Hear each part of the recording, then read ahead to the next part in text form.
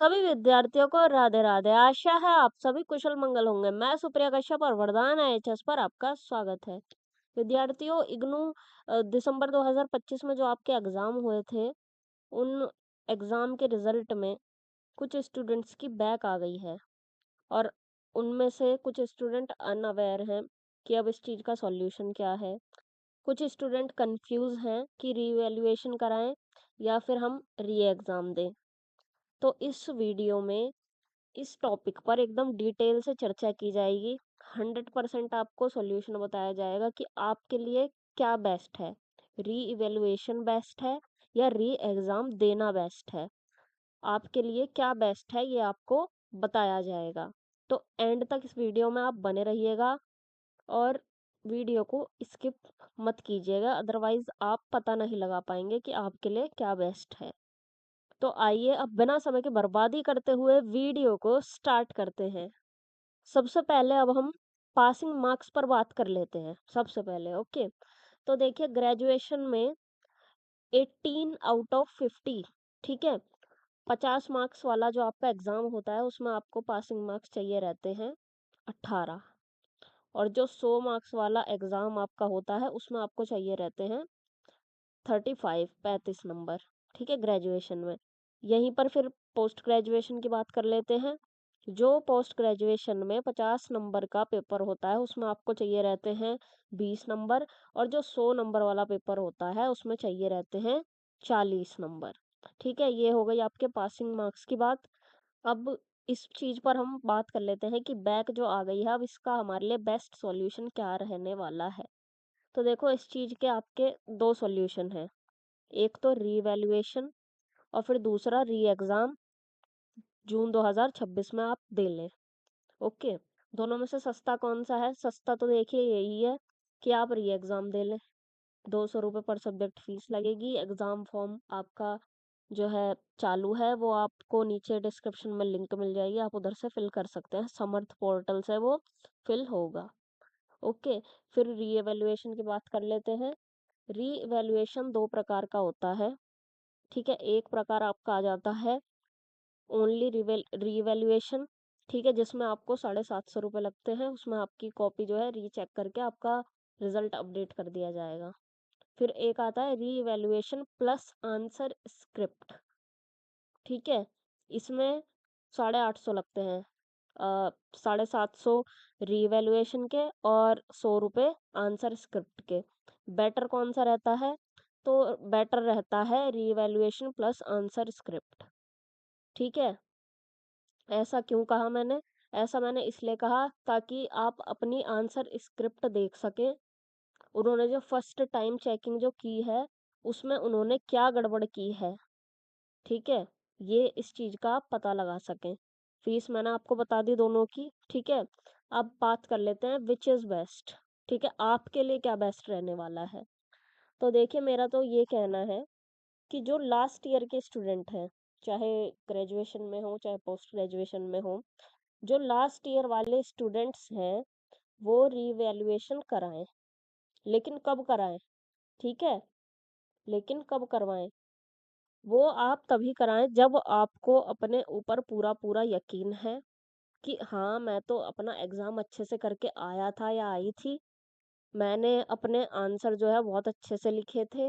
मैंने answer writing बहुत अच्छी की थी, लेकिन मेरे को जो है फेल कर दिया गया है, ठीक है। उस कंडीशन में ही आप रीएवैल्यूएशन कराएं, अदरवाइज आप ना कराएं। ओके, अदरवाइज आप ना कराएं क्योंकि आपके जो है पैसे बर्बाद हो जाएंगे, ठीक है। और री एग्ज़ाम किसके लिए बेस्ट है?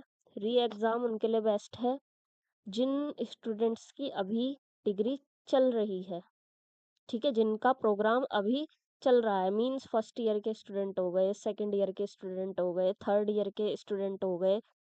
ओके, उनके लिए। थर्ड ईयर मैंने क्यों बोला?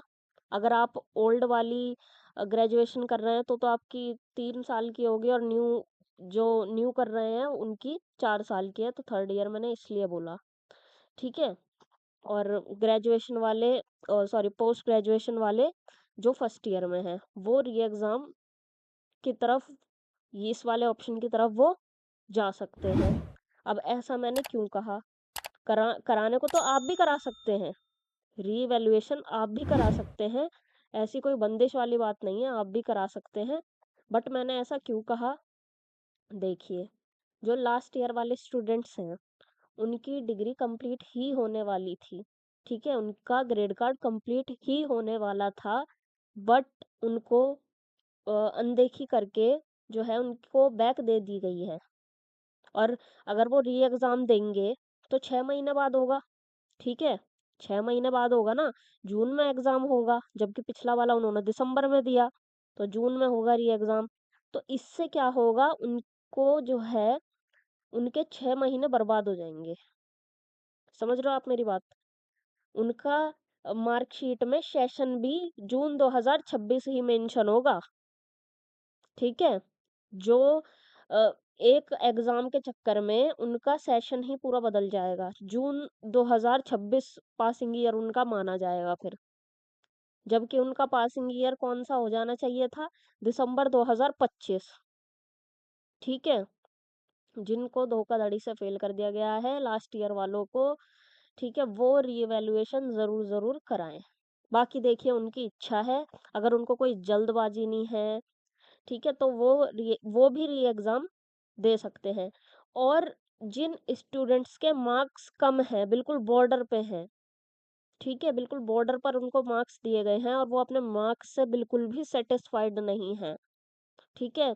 वो वाले स्टूडेंट्स भी रीवैल्यूएशन करा सकते हैं, ओके? उनके भी मार्क्स जो हैं बाद में बढ़ जाएँगे रीवैल्यूएट अपनी कॉपी को करवाने के बाद, ठीक है? तो बेस्ट मैंने बता दिया है। लास्ट ईयर वाले स्टूडेंट्स के लिए बेस्ट क्या है? रीवैल्यूएशन।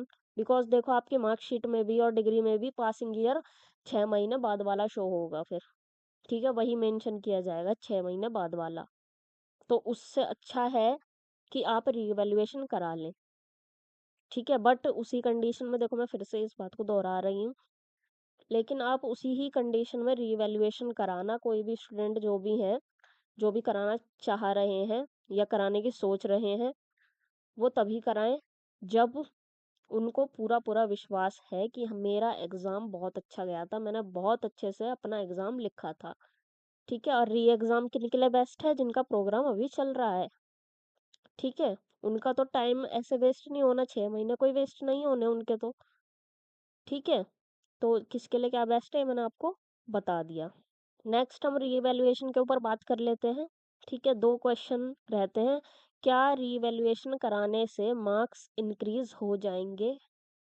तो देखिए फिर से वही बात आ जाती है, अगर आपका एग्ज़ाम अच्छा गया था, ठीक है? और लापरवाही से आपकी कॉपी को चेक करके आपको कम मार्क्स दे दिए गए हैं या फिर आपको बैक दे दी गई है, तो आपके मार्क्स जो है ज़रूर बढ़ जाएँगे। आप निश्चिंत होके रिवैल्यूएशन तब करा सकते हैं, ठीक है?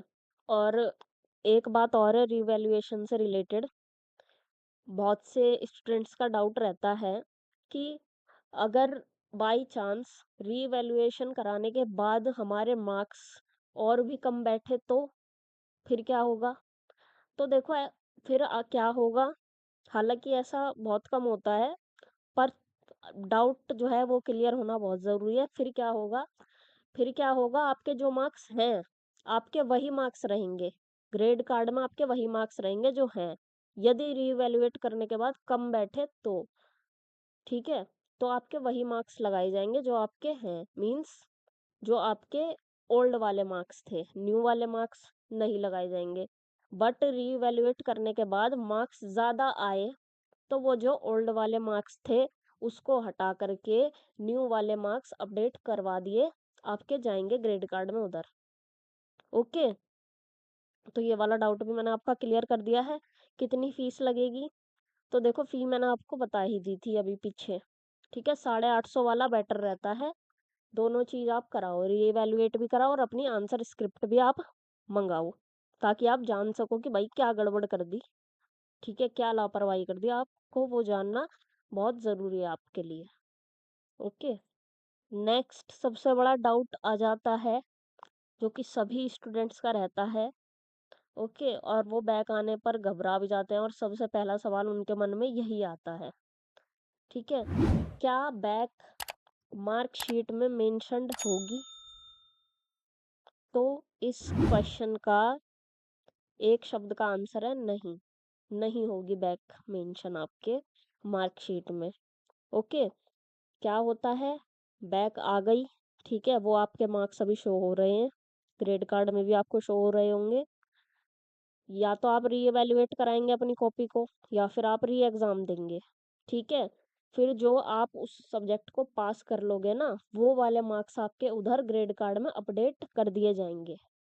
ठीक है, वो वाले मार्क्स आपके आ जाएंगे। ये तो हुई ग्रेड कार्ड की बात। और मार्कशीट की जो आपको डिग्री कंप्लीट करने पर मिलेगी, उसमें भी मेंशन नहीं होगा। ठीक है, निश्चिंत हो जाओ आप इस चीज से लेकर के, आप निश्चिंत हो जाओ, बिल्कुल भी आपकी वो बैक में उसमें मेंशन नहीं होगी। जो आपके न्यू वाले मार्क्स आएंगे, जो आप रीवैल्यूएट करके या फिर आप जो है री एग्जाम दे करके अपने मार्क्स लेकर आएंगे नए वाले, वो वाले मार्क्स उसमें आपके मेंशन्ड होंगे। ओके, देखो बहुत से स्टूडेंट्स जो हैं वो घबरा जाते हैं कि अब मेरी बैक आ गई, मेरी मार्कशीट में मेंशन होगा। ठीक है, तो ऐसा देखो घबराने वाली कोई बात नहीं है। हायर स्टडीज में बैक आ जाती है, सिर्फ आप ही की बैक नहीं आई है, बहुत सारे स्टूडेंट्स की आई है।